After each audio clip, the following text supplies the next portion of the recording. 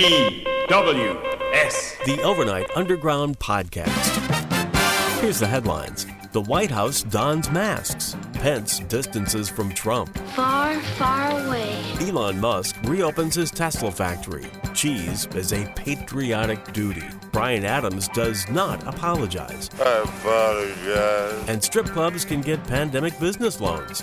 These stories and more coming up on today's Overnight Underground News. I'm John Ford. The White House is making it mandatory that everyone wear a mask that works in the West Wing. Everyone except the president and vice president, that is. They're exempt. The mask move comes following the infection of 2 White House staffers, including Trump's personal valet, who brought the president Diet Cokes to the Oval Office. Maybe Trump just likes saying, "Hey, give me some Coke." CNN is reporting that Vice President Pence is, quote, maintaining distance from Trump for the immediate future. Get away from me, you slimy bastard. No, it's not because the president isn't his bestie or because he smells too much like borscht. He's keeping his distance due to coronavirus fears in the White House. Well, at least that's what they're telling us. CNN further notes that it's not completely clear exactly how long Pence will stay away from the president. For a long time I tried to find out why, then I didn't care anymore. Monday saw the return of the coronavirus press conference to the Rose Garden, and President Trump took time to answer some questions from the press and, of course, fling a few zingers at his press corps nemesis. First, this question and answer carefully and precisely explaining the Obamagate scandal. What crime exactly are you accusing President Obama of committing, and do you believe the Justice Department should prosecute him? Obamagate. It's been going on for a long time. It's been going on from before I even got elected, and it's a disgrace that it happened. And if you look at what's gone on, and if you look at now all of this information that's being released, and from what I understand, that's only the beginning. Some terrible things happened, and it should never be allowed to happen in our country again. And you'll be seeing what's going on over the coming weeks. But I wish you'd write honestly about it, but unfortunately, you choose not to do so. Well, I'm glad he cleared that up. Later in the press conference, one reporter asked why Trump sees testing as a global competition when people are losing their lives every day. The president said, "Don't ask me, ask China that question, okay? When you ask them that question, you may get a very unusual answer." Yes, behind you, please. Sir, why are you saying that to me specifically? I'm telling you. I'm not saying it specifically to anybody. I'm saying it to anybody that would ask a nasty question like that. That's not a nasty question. Please go ahead. Why does it matter?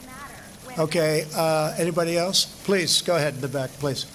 I have 2 questions. No, it's okay. But you pointed to me. I have 2 questions, Mr. President. Next, please. But you called on me. I did, and you didn't respond, and now I'm calling on the young lady in the back, please. I just wanted to let my colleague finish, Okay. but can I ask you Ladies and gentlemen, thank you very much. Appreciate it. Thank you very much. At that point, the president left the podium, took his ball, and went back home to the White House. If you've been hoping to get rid of your little bastards and get them back into the classroom, you may be shit out of luck. Dr. Fauci said on Tuesday in a Senate committee hearing that having a vaccine before the opening of the school year would be, quote, a bit of a bridge too far. Even at the top speed we're going, we don't see a vaccine playing in the ability of individuals to get back to school this term. What they really want is to know if they are safe. Dr. Fauci responding to Senator Lamar Alexander on the reopening of schools in the fall. So it looks like homeschooling for the foreseeable future for you, Bunky. Gee, I wonder if homeowners will get tax refunds on their property taxes if schools won't be open. That's a little joker. Fauci also warned the nation against, quote, prematurely opening U.S. states, and that doing so could lead to additional outbreaks of the deadly coronavirus. Tesla's Elon Musk has reopened his factory in California, defying authorities in Alameda County. This follows a couple of days of insults and slings and arrows flying on Twitter between himself and California governmental officials. Assemblywoman Larina Gonzalez, a Democrat from San Diego, tweeted on Saturday, "Fuck Elon Musk." Musk then threatened to move his Tesla factory out of the state to Texas or New Mexico.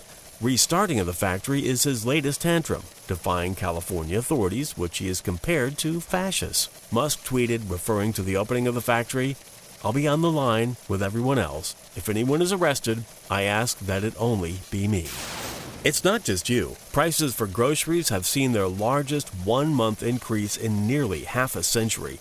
half a century. CNBC is reporting that the Labor Department notes that prices for groceries jumped 2.6% just last month. That's the largest one-month jump since 1974. The cost of meats, poultry, fish, and eggs rose over 4%. Fruits and veggies rose 1.5%. Cereals and bakery products advanced just under 3%. On the other hand, prices for nearly everything else dropped sharply in April.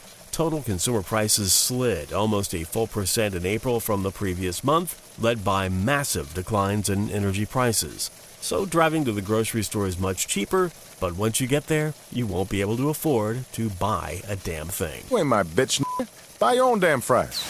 Well, you knew this was coming. A new paper from economists at the Federal Reserve Bank of San Francisco claims the pandemic will hasten the move to automate jobs. Bloomberg reports that the researchers write in their paper, quote, "Can pandemic-induced job uncertainty stimulate automation? That automation of some of the jobs formerly held by humans could fuel an increase in labor productivity." It was all bullshit.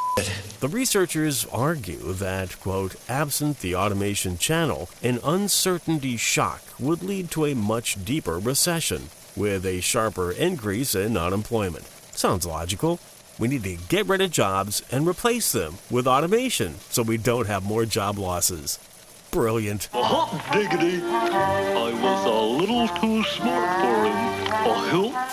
In France, the French dairy industry is asking its citizens to do their patriotic duty and eat more cheese. Have you been up all night eating cheese? Sales of certain kinds of cheese have fallen over 60%, and, well, that just won't do in France. According to that bastion of journalistic integrity, the New York Post, the dairy industry in France is calling on citizens to eat cheese in solidarity with our producers. Are you saying these people are commies? I don't know about you, but I'm with the French on this one. I'm totally bound up in solidarity with cheese. Bonjour, you cheese-eating surrender monkeys!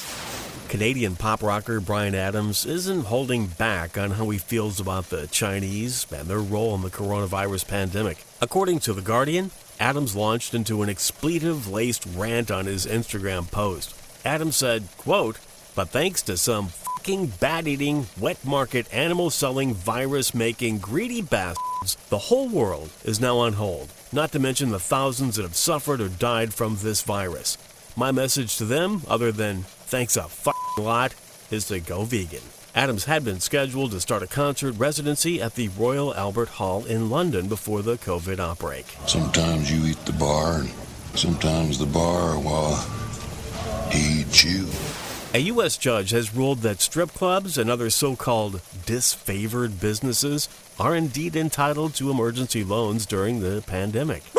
Reuters reports that the U.S. District Judge Matthew Lightman in Flint, Michigan, ruled that the U.S. Small Business Administration can't exclude businesses that present live performances or sell products of prurient sexual nature from loans under the Paycheck Protection Program. What's next, hookers? If you're smart, you'll keep away from prostitutes and pickups. They're not safe, and they can't be made safe.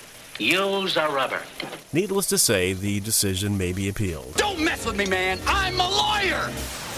Meanwhile, The Sun reports that the Minx Gentlemen's Club in Virginia Beach is now offering drive-through pole dancing. The strippers are not completely stripped, but clad in skimpy bikinis, while customers drive through the outdoor strip. Customers throw dollars out the window of their cars, and one cunning dancer uses a trash picker to grab money from the inside of customers' cars. And here you thought your parents were nuts for putting those clear plastic seat covers on their cars' bench seats. Ew. Yeah. Ew is right. N-E-W-S. A mostly correct and occasionally incomplete transcript and links to reference sources and articles of this Overnight Underground can be found at overnightunderground.com.